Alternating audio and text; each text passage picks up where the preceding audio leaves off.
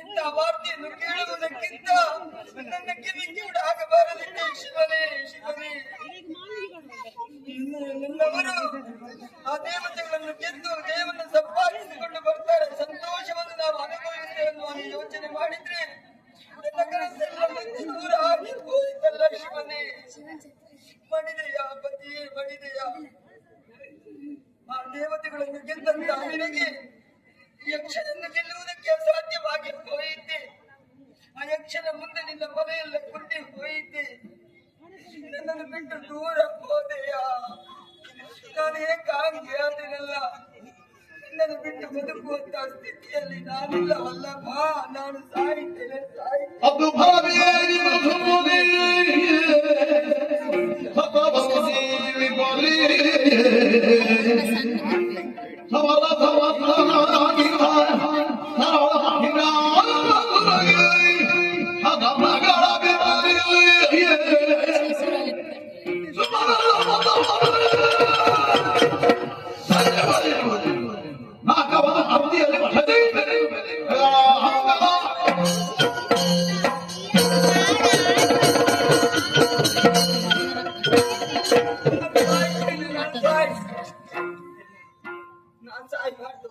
ನಾನು ಬದುಕಲೇಬೇಕು. ನಾನು ಬದುಕಲೇಬೇಕು. ನಾನು ಸತ್ರೆ ಅಲ್ಲ, ನಾನು ಹತ್ತುಕೊಂಡು ಕೂತ್ರೆ ಸತ್ತವರು ಎದ್ದು ಬರುವುದಕ್ಕೆ ಸಾಧ್ಯ ಉಂಟೆ ಹೇಳಿ? ಖಂಡಿತ ಸಾಧ್ಯವಿಲ್ಲ. ಹಾಗಾದ್ರೆ ಸತ್ತನ್ನ ನನ್ನ ಗಂಡನ ಆತ್ಮಕ್ಕೆ ಶಾಂತಿಯನ್ನು ದೊರಕಿಸಿಕೊಡ್ಲೇಬೇಕು. ನನ್ನ ಗಂಡನ ಮರಣಕ್ಕೆ ಕಾರಣ ಆದವರು ಯಾರು? ಆ ದೇವತೆಗಳು. ನನ್ನ ಹಣೆಯ ಕುಂಕುಮವನ್ನೇ ಹೊರಿಸಿಬಿಟ್ರಲ್ಲ ಶಿವನೇ. ನನ್ನ ಕೊರಳ ಮಾಂಗಲ್ಯವನ್ನೇ ಕಡಿದು ಹಾಕಿದ್ರಲ್ಲ. ಪಟ್ಟವನ್ನು ಕಟ್ಟಿ ಆ ದೇವತೆಗಳು ನಗಡ್ತಾ ಇದ್ದಾರೆ. ನನ್ನ ಕಣ್ಣೀರನ್ನು ನೋಡಿ ನಗಡ್ತಾ ಇದ್ದಾರೆ.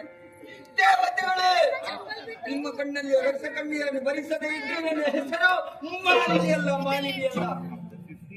ಅದು ವಿಚಾರ ಯಾರಿಗೆ ಹೇಳಿ? ನನಗೆ ಯಾರಿದ್ದಾರೆ ಹೇಳಿ? ಯಾರಿದ್ದಾರೆ? ಯಾರು ಯಾಕೆ? ನನ್ನ ಮಗನಿದ್ದಾನೆ ಮಹಿಷ, ತುರ ಪರಾಕ್ರಮಿಯಾಗಿ ಮೆರೆಯುತ್ತಾ ಇದ್ದಾನೆ. ಈ ವಿಚಾರವನ್ನು ಆತನಿಗೆ ತಿಳಿಸಿ ಆ ದೇವತೆಗಳಿಗೆ ಸರಿಯಾದ ಶಿಕ್ಷೆಯನ್ನು ಕರೀತೀನಿ. ಮಗನನ್ನು ಕರೀತೀನಿ.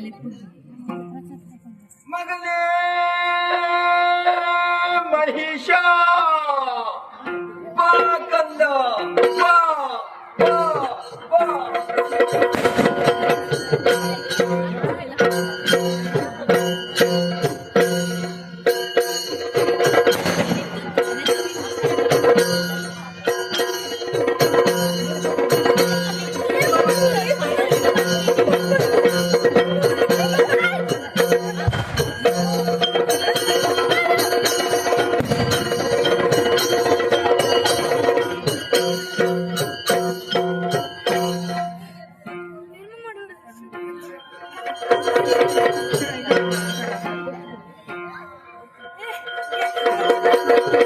അതിന്റെ ഓടിയില്ല തിരിച്ചോടിയില്ല.